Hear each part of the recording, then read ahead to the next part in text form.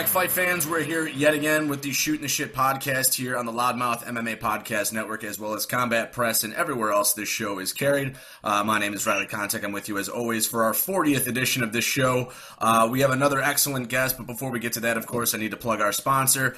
For anybody in the greater Illinois area, if you have any home construction projects that you need done now that it is winter time, head over to Facebook.com and check out Cornelius & Sons. Like I said, snow's on the ground and we're going to get negative temperatures this week, so he's probably not going to work on your deck or your driveway. But if you have anything you need it done indoors, flooring, kitchen, bathroom, whatever it is, again, go to Facebook.com for Cornelius & Sons. And for you Chicago and Michigan sports fans, he has worked on people like Chris Chelios' house, former NHL player Chris Chelios. So he does some high-quality stuff.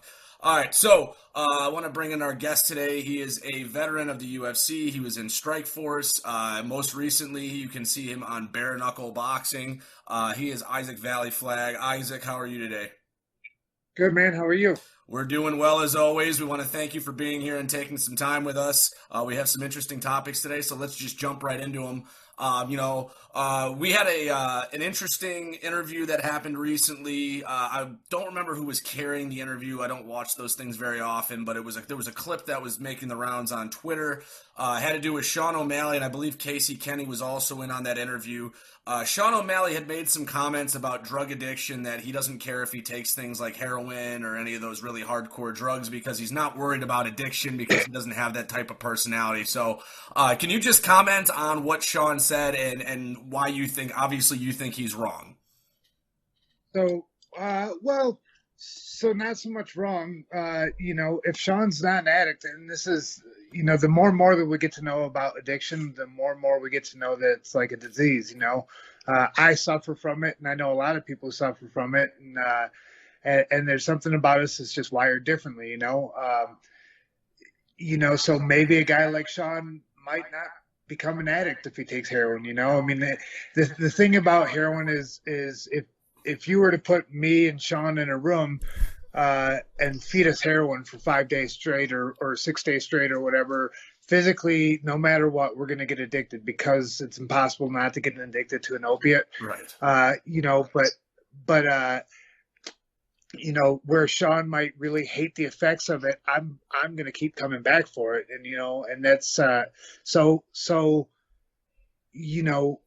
don't think that Shawn is completely wrong, because maybe he is safe taking heroin or taking oxys. There's a lot of people who deal with opiates in a way that I don't.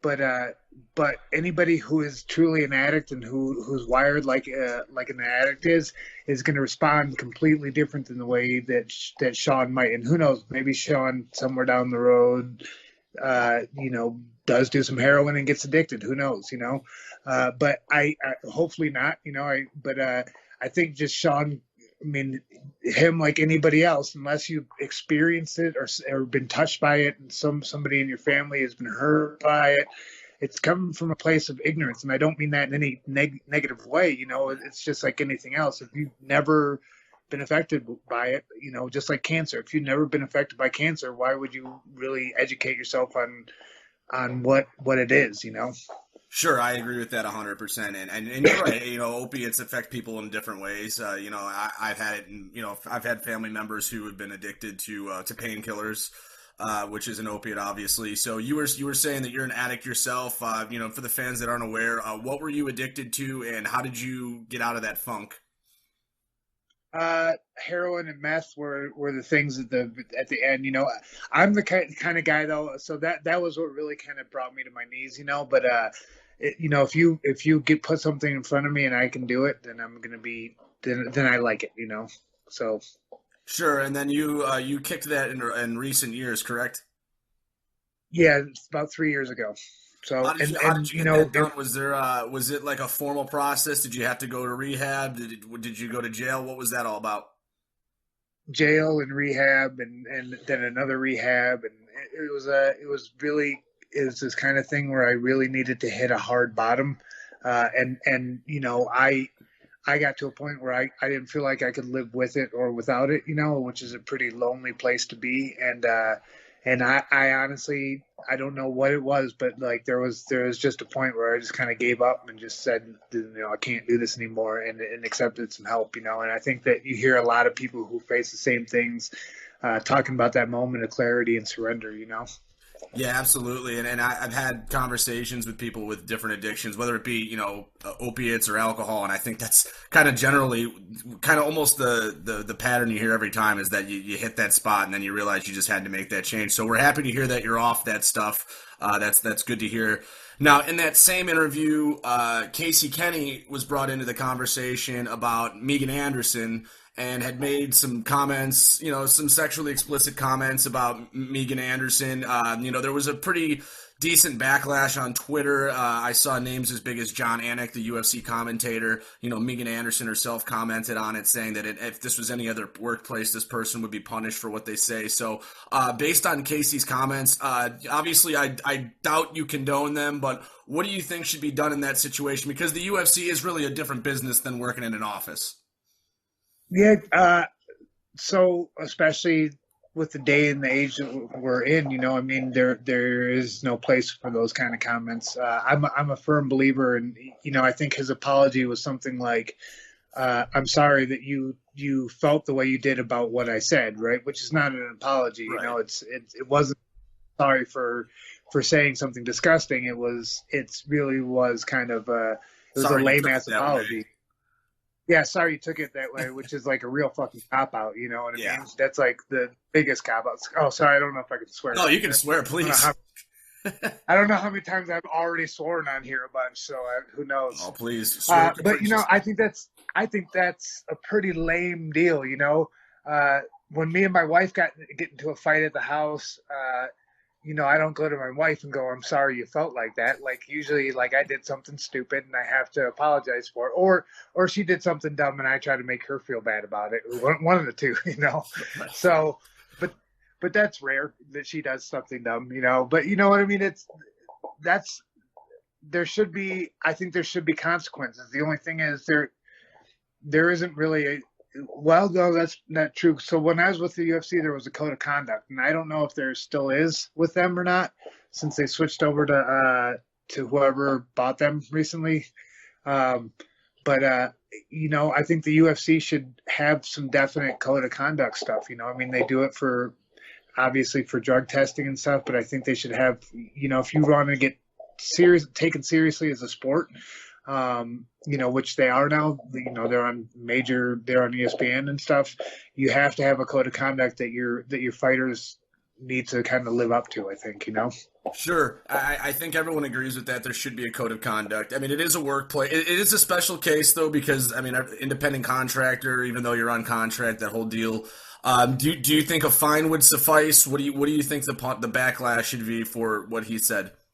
I don't know. So Casey seems like a decent dude. He just made a really stupid statement. It would be nice if he would just own up to that. We all say dumb shit. If I was to sit here and tell you that I have never said a dumb thing about a woman in my life, I would be lying to you, and I'm sure I've said some things that are off color too. We all do, and at some points it's for humor, some points it's not, and that's not excusing it. But I think an honest apology right now goes a long way in that, And then obviously if it becomes a behavior issue, then you start to fine it or whatever, disciplinary actions of some sort, suspensions or whatever, Yeah, he was without sin, throw the first stone. I think I'm the king of saying dumb shit. It doesn't matter what state I'm in. I'm probably the king of saying it in all 50 states. So I'm with you on that. I think you're right. I think a more maybe a better apology would probably suffice. Obviously, I think a direct apology to Megan Anderson would probably be sufficient, I think. But yeah, I think the code of conduct could be enforced, but I don't know if there's any set rules for, set violations. So there probably needs to be a little bit more of a standard that's set when, in writing. And, I also think that there should be kind of this thing like, okay, sorry, my daughter's going to practice, so I was just waving by. There's this, there's a thing. People don't know they're doing dumb shit, and they need to be. I mean, they really do. Especially young people. There's common sense, right? But you can also, there's ways to use this as a learning experience of like, for Casey and whatever, he got a rash of shit on Twitter, which again he should have, but this could also be a thing where him and Megan sit down or somebody sits down with him, explains to him why what he said is not a great thing, especially by Maddie, especially with what's going on in the world today with like the Me Too movement and shit, I really believe that a lot of this stuff can be learning experiences, and I don't think that we should necessarily face the harshest punishment. But a lot of times, just going back to the ignorance statement, we start, if we don't know it's wrong and we don't know why it's wrong, then it's not wrong to us, and I think we could use that as education, kind of. For sure, and again, I think a lot of people are rushed to condemn, not realizing we're all humans and we say stupid things, we do stupid things all the time, and sometimes I think understanding in cooler heads could possibly be a part of that. But there's the part of me that thinks there's accountability because you said something about a coworker. The other part of me is we all say stupid shit. But I agree. I think if you just owned up to it, I think that it would pass him by. I don't think it would have been as big of a deal if he probably just took it. Yeah, you take it like essentially you do what we all do when we fuck up is you eat a little bit of shit. You look, you can't save face in that. You try to right the wrong, and make a true like amends for the situation, not just a half-assed apology. Absolutely. So moving on from other fighters to yourself specifically, it's been a while since we've seen you in an MMA cage, but we have seen you in recent times in the bare-knuckle arena. Is the bare-knuckle boxing thing for you, is that, your new permanent home? Are you still attempting to take MMA fights? What's the deal? So I've actually started recently training MMA again. For a little while now, I've been training, some ground stuff and some wrestling with the kickboxing, because I really got to the point where I started missing MMA. And so now my manager, before he passed, was looking for MMA fights for me. And then, now Cub Swanson took over for him and is looking for fights for myself and other guys. But, it's just hard right now because of the COVID and nobody wants to see an old guy fight when they could have some young up and comer. You must never heard of Bellator. I think they've got a 40 plus roster. Yeah, God, that'd be sweet, man. A fucking old guy roster anywhere would be awesome. Yeah, I asked that recently. I'm trying to remember who I asked that to. It might have been Gustavo Lopez. I said, what would you think if they had, how like golf has the senior tour? Do you think there should be a seniors division, a certain age and over? Yeah.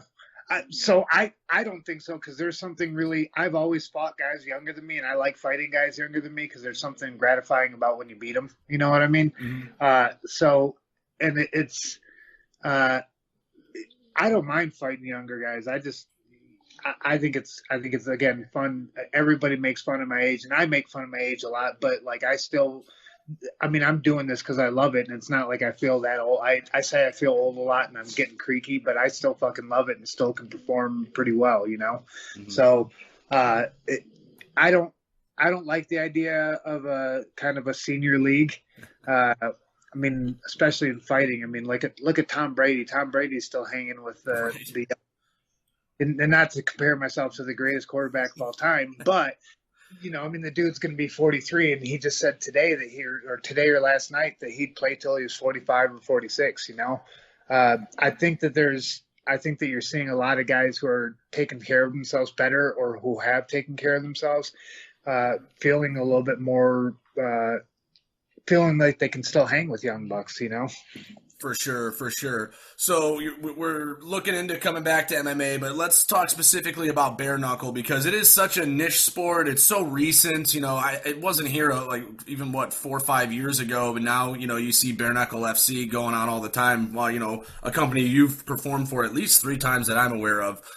So how is Bare Knuckle as an organization? I know that there were other organizations that did Bare Knuckle that either weren't making payments or that, they went under quickly. How is performing for Bare Knuckle FC? And, are you still, even if you're training in MMA, are you still willing to take a Bare Knuckle fight if it's coming your way anytime soon? So I really enjoy the bare knuckle platform. Sorry. David is still trying to put on fights. I gotta check something out. My dogs are going ape shit. Oh, cool. It's okay. Hey, hush. So I like the bare knuckle platform.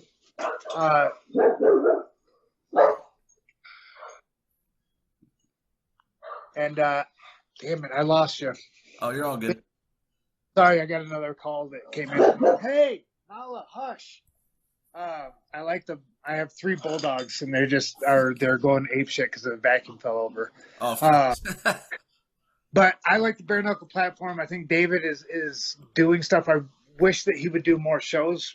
Obviously, the pandemic is hurting the shows.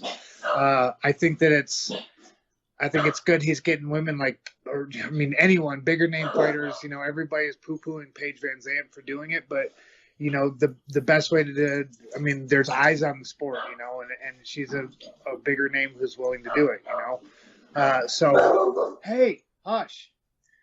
So it is what it is, and I hope Nala, shut the fuck up.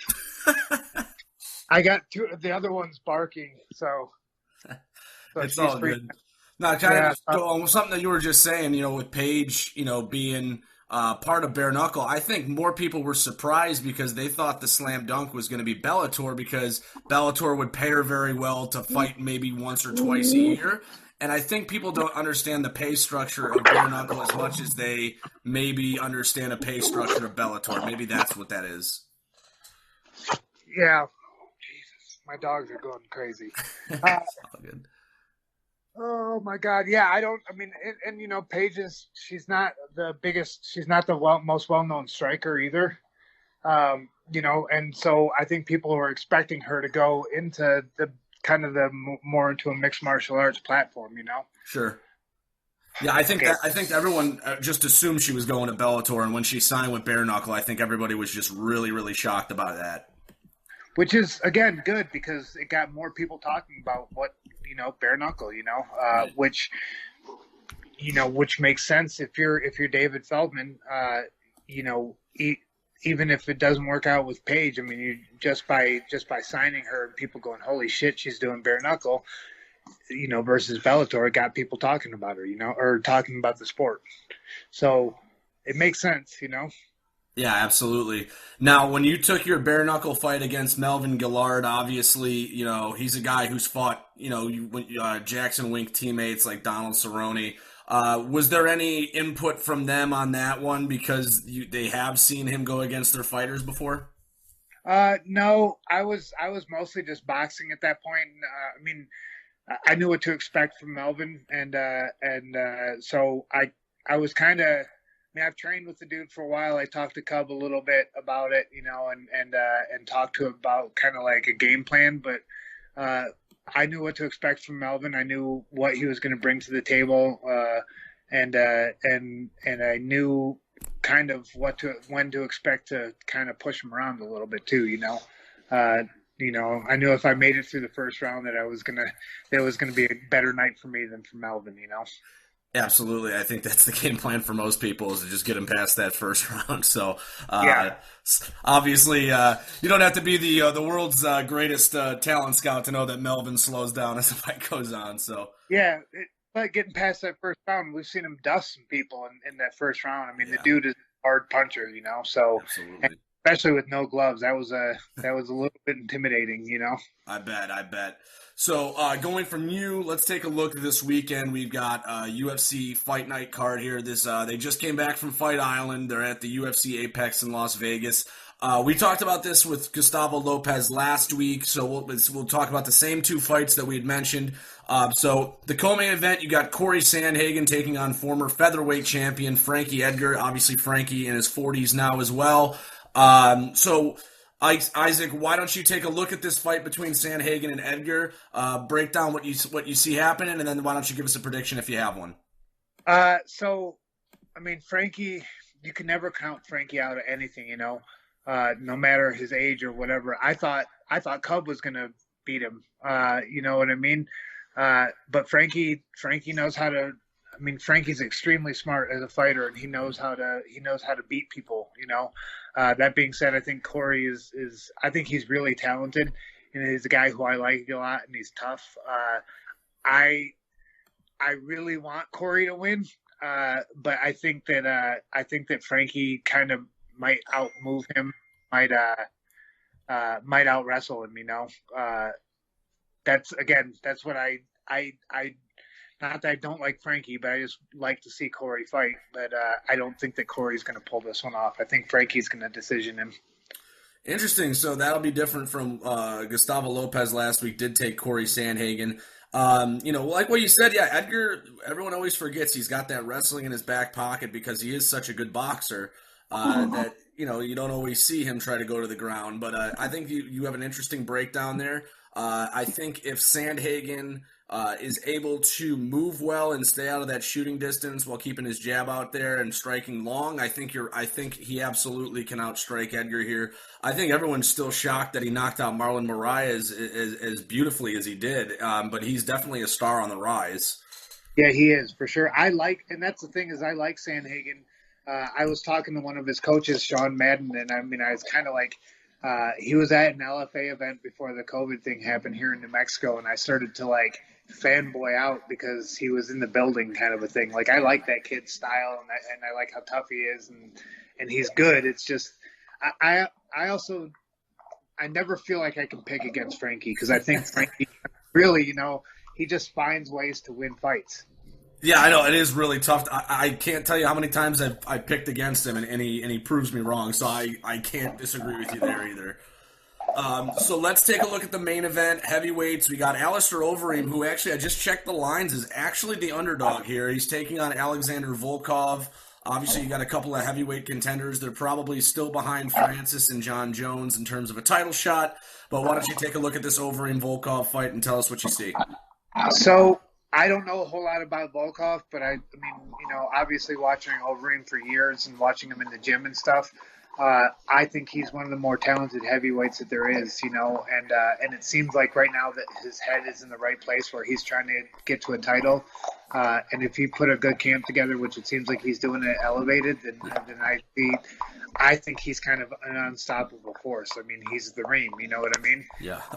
And he's hard to beat anywhere, and I think his striking is I mean top notch, and his ground game is super underrated. The dude's got really good submissions, and he's got really good jiu-jitsu. So yeah, and we mentioned this last week on the show. Since 2016, Overeem has gone to decision one time. He's lost 4 by knockout. He's won 6 by knockout and went to decision one time. So Overeem fights generally aren't making it to the scorecards.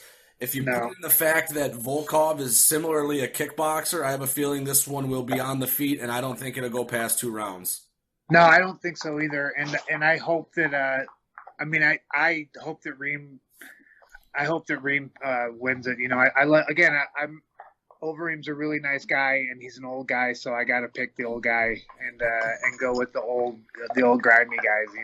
Is that what it is? You're picking all the 40-year-olds. You pick Franky, you pick Overeem. Pretty much, and they just make me feel good about myself trying to do some stuff in MMA if they're over 40. Watching these, and I mean, rightly so. These guys are competing at the highest level at over 40. I mean, that's pretty badass. In a pretty unforgiving sport too. Absolutely, and for as long as Overeem's career has been, I mean, he debuted in MMA in 1999, so, I mean, he's been around. Yeah. So, I will agree with you. I'm going to take Overeem here, but I'm going to go with the under the pretense that if the longer the fight goes, the longer it favors Volkov, who's a little bit more, less muscular, so he gets tired a little less quickly. But yeah, I will also take Overeem here as well. So that is UFC Fight Night on UFC Fight Pass. ESPN Plus. Jesus, it's been a long Tuesday. Yeah, right. on ESPN Plus. That will be the full card, prelims and main card there. So, well, Isaac, we want to thank you so much for coming on the show and giving us your insight on some recent events as well as these fights. So what I'm going to do right now is I will give you the floor. You can whore yourself out. Where can we find you? Who would you like to thank? Just Ike Vallie-Flagg, or it's Ike VF on Twitter and Instagram. I don't have sponsors right now, so I'm a big fan of thanking people who have stuck by me through some pretty heavy, intense shit, and I've been training at the Jacksons here in town, and it's been nice reuniting with some teammates and stuff. So, the Cub Swansons and all those guys who have just really stuck by with me through some pretty awful times recently, Well, I'm glad to hear that. Yeah, it's good to have people that are close and stick with you even when you have the hard times. So I'm glad to hear that. We're glad to see you're doing well, and we're looking forward to seeing you coming back. Also, nice job wearing a Chicago flag T-shirt on a show that is based out of Chicago. Well, and that wasn't even intentional. This is what I wore to work today, and then I heard you saying something about Chicago, and I started panning down onto the Clay shirt a little bit more. So. Yep, Clay is from about maybe 25 to 30 minutes away from me, so that's where his hometown is. Oh, so you're close to Schaumburg, huh? I am from Schaumburg. Okay. Because I thought he was from Johnsburg, but yeah, it's all very close. Oh, yeah, maybe it is Johnsburg. I can't remember. They all sound the same, and it's all Berg. Yeah, there are a lot of Germans around. So I'm going to quickly whore myself out. As you guys know, same place to catch this, Loudmouth MMA Podcast Network. Check it out there. You can check it out on Combat Press, my personal YouTube page, Apple Play, every platform that this show is put on. And then obviously you can check it out also on my website, MMA Intel. We got new scouting reports every week on prospects, rankings, predictions, the whole. We got the PFL roster was put up today. We'll keep that updated as they keep releasing that. It was just the lightweights and the featherweights today, so you can check that out on MMA Intel as well. So again, Ike, thank you very much for joining us. So for Ike Vallie-Flagg, I'm Riley Contact saying continue watching the fights, continue watching the show. Go fuck yourselves. Good night. Awesome.